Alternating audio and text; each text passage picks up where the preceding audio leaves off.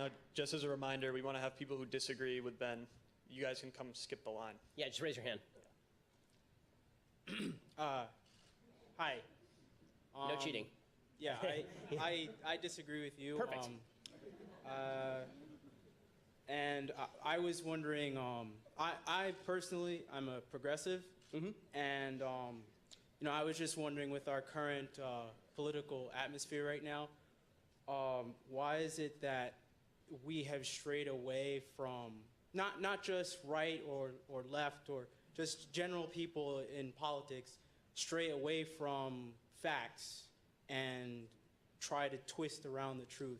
For example, like at Fox, MSNBC, all these big corporate news programs, they tend to have an agenda. Why is it that it's so hard to get facts out to people? I mean, I think it's always been hard to get facts out to people is the truth. I think the narrative has always been more prominent in our mind. What we want to believe, I mean, confirmation bias is obviously a very prevalent thing. What you want to believe, you tend to believe, and you tend to look for excuses to believe it. I think that in the era of mass media, where every taste can be catered to, you see that a lot more often, obviously. And so if you think like Rachel Maddow, you're likely to watch Rachel Maddow. If you think like Sean Hannity, you're likely to watch Sean Hannity and have all your biases confirmed.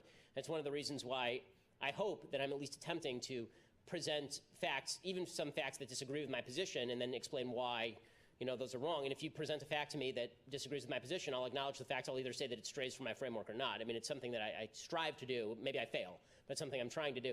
I think that the reason that people have strayed away from fact and moved into subjectivity is because there's something comforting about subjectivity. You can never be wrong. The thing about facts is that somebody can prove you wrong. It's uncomfortable to be out there on the limb all the time waiting for somebody to saw it off behind you. Right? Doing what I do, it's a lot of fun. I mean, I love what I do for a living. But I will also say that there is a constant feeling of, am I right? And when somebody says you're wrong, if you're a good person, you think, well, maybe I am wrong. Let me examine that more. And it's uncomfortable to feel like you're wrong. Every time you feel like you're wrong, it means that you have to examine your presuppositions and think about whether you're saying the right things. And so I take criticism seriously, or at least I try to. And I think that's a hard thing to do, and especially in an era where we have been told that there's a virtue to being offended, that you being offended is a substitute for you learning something, that if you don't like what I'm saying, then you being offended is enough for you to just dismiss it out of hand. You don't have to go home and do any research. That's made things very convenient for people, particularly everybody's into virtue signaling now. It's very easy. This is why you see these kind of tsunamis that start where people will call Steven Pinker a racist. Right? I mean, Steven Pinker is a lefty. Steven Pinker only says that there are differences in biology between men and women, for example. Or he'll say things like I've said, that there are different crime rates in particular communities. And then he'll get blasted for this as supposedly upholding alt-right views. That's because people want to believe that those facts are not right, and so they will blame his motivation and then attribute to him a motivation that he doesn't like. So if we can refrain from questioning each other's motivation and go to maybe where we go wrong in logic, then maybe we can have a conversation. This, by the way, is one of the reasons why, even though I'm an Orthodox Jew, I never cite the Bible in defense of my positions, because I know that a lot of people don't believe in the Bible, so we can't have a conversation on common ground here.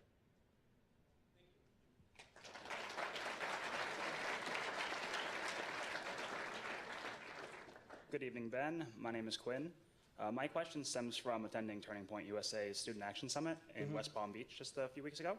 Seeing you speak and seeing how attendees were excited about the United States moving the embassy to Jerusalem. While I do believe that the land rightfully belongs to the Jews, I do not think the moral obligation is sufficient reasoning to intervene in this conflict. As libertarians, non-interventionism is a key tenet of the philosophy. Why should we continue funding anything in the Middle East, even Israel, given our track record? And why is intervention on Judeo-Christian moral grounds permissible, although we have a separation of church and state? Okay, so it's not intervention on the basis of Judeo-Christian morality per se, meaning if it were just on the basis of Judeo-Christian morality, then we would not be giving aid to any of the other countries in the Middle East, for example. We give aid to Saudi Arabia, we give aid to Egypt, we give aid to Jordan, we give aid to the Palestinians, some $300 to $400 million a year. By the way, I'd be much happier if we just cut off all aid. I mean, I think there's a strong case to be made, the Rand Paul case, that you just don't give foreign aid, period. But if you do give foreign aid, then the idea is that it's supposed to be in our national interest. Then the question becomes, is it in our national interest to be involved in the Middle East? And this is a question, I think, that was decided relatively conclusively on September 11th. Right? I mean, the idea that we can sort of retreat from the world and that we can just intervene in sort of policing actions, as the Clinton administration did, came home on 9/11, and 3,000 Americans died because of that. So the idea that a powerful America in the world is unnecessary, that we can retract within our own borders and that there won't be some enemy that comes and fills the space. By the way, that does have impact on commerce. That does have impact on our economics. It does have impact on how people live. Now, my view is sort of the view of the founding fathers, which is that we ought not be entangled in permanent alliances. We should always be looking to what is in our interest. But one of the things that defines our interest is the fact that we are a good country, right? We are great because we are good is the idea that if we were to be a completely amoral country, then we would not be worth standing for. Right? We should be, to the best of our ability, balancing moral obligations that we have as the leader of the world, in which capacity we've liberated Europe twice, and in which capacity we've liberated the people of the Soviet Union, and in which capacity we have liberated the people of South Korea. You know, all of those things are great goods. I think it's one of the reasons why the United States is the beacon of the world and why it's something worth defending, not just on power grounds. So, but on a realism level, if we don't make more allies, then we have more enemies. If we don't back our allies, then those allies are likely to suffer catastrophic defeat. If we don't side with the countries that side with us, then we are likely to see those countries side with somebody else, and that puts us in a negative international position with regard to issues that a lot of libertarians do care more about than defense, things like trade, economics, and even culture. Thank you.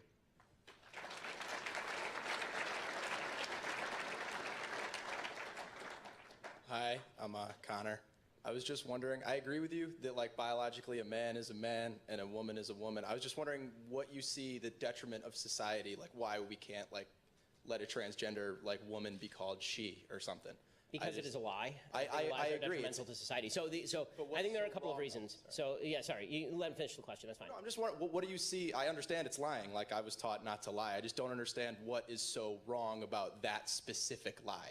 Well, I mean, as opposed to other lies, I'm not sure there is anything wrong. I mean, I don't like all of them, but as far as that specific lie, I think that one of the problems that we have is this determination that men can become women and women can become men undermines some barriers between men and women that I think are useful and good, particularly in children. So if I have to teach my 3.5-year-old, right, she's almost 4, if I teach my almost 4-year-old girl that she can become a boy, then I think that is not only lying to her, I think it's confusing her, and I think it's damaging to her psyche. One of the premises of the transgender movement is that human minds are completely non-malleable.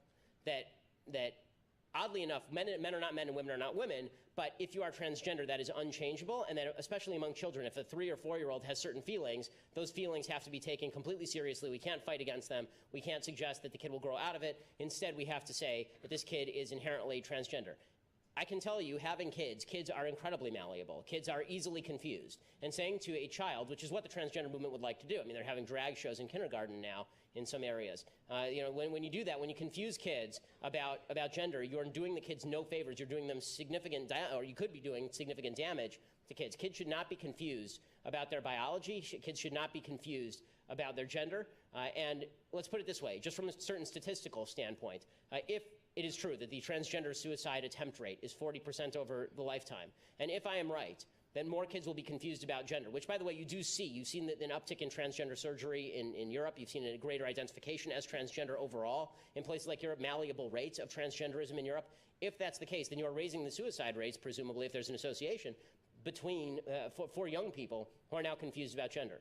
So I'm not in the mood for countenancing lies about what men and women are, specifically when I think that there is a goal of redefining a key term for the entire society. That's fair. I was just wondering. Yeah. I just disagree there. That's all, yeah. Yeah.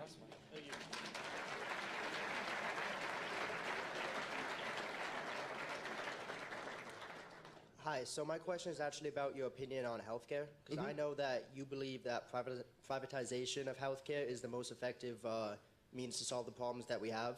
Yet besides thought experiments, I really haven't seen any evidence for that. For me, when you look at the facts, you look at more socialized programs such as Canada, they spend 10% of their GDP on healthcare, and yet their life expectancy is in the low to mid-80s. You look at the UK, and they spend 8.8% of their GDP on it, and their life expectancy is also in the 80s. But then you look at the United States, we have a more privatized system.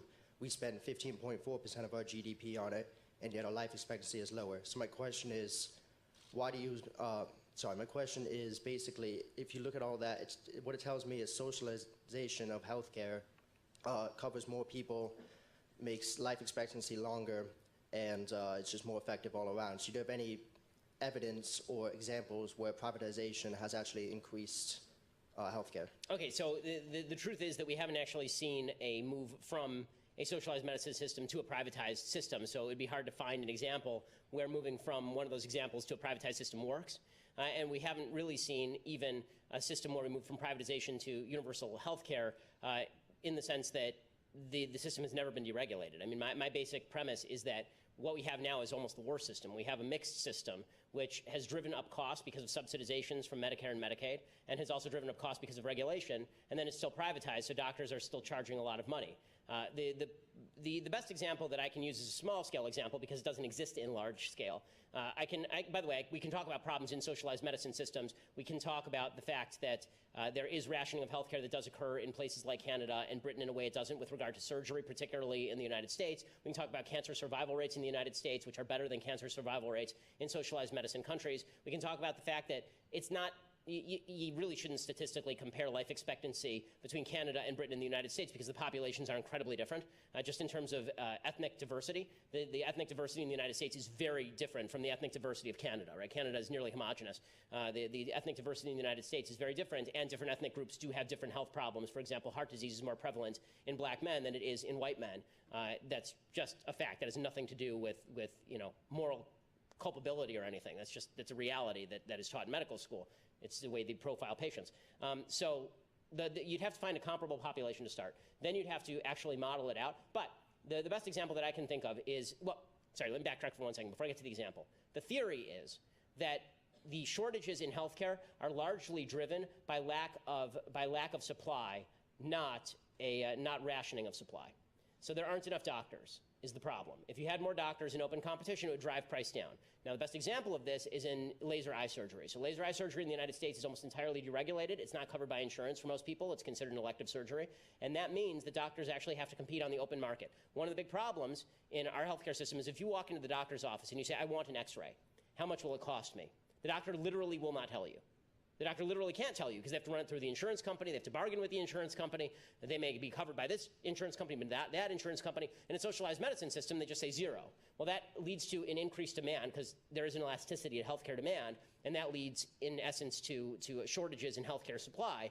Overall, that means that people may live longer because people can access healthcare whenever they want, supposedly. But it also means that when it comes to elective surgeries or when it comes to surgeries that can be delayed, those are delayed very often, and that's something you see from the National Health Service. When it comes to completely privatized systems, if there were complete transparency in price, then you would see an actual supply-demand curve. This is what you see in laser eye surgery, which used to cost $20,000 an eye, $10,000 an eye, now costs like $2,000 an eye because every single doctor went into ophthalmology or optometry, all of them. Right? There are 4 different fields in medicine. My wife's a doctor, as everyone knows, and I've said 1,000 times.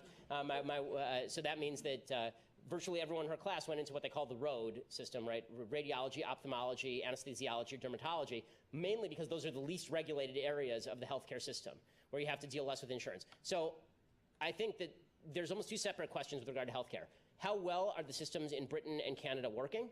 And by the way, if I were going to pick a socialized healthcare system that I think works best, I'd pick Switzerland, actually, where there's an actual mandate.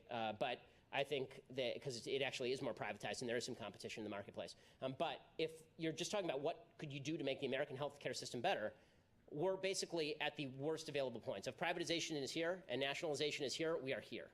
Right? We're just at the low point of the curve. So I think if you move in either direction, it will get better, probably, in certain ways worse. I'm also very much afraid of a government that comes in and is going to have to mandate how doctors care for patients. Because one of the problems that nationalized systems have had is people opting out of that, doctors opting out of caring for patients in this way. They've had to import doctors, for example, in places like Britain. There's a shortage of doctors in places like Israel. Because who wants to go through 1,000 years of medical school to make 60 grand a year?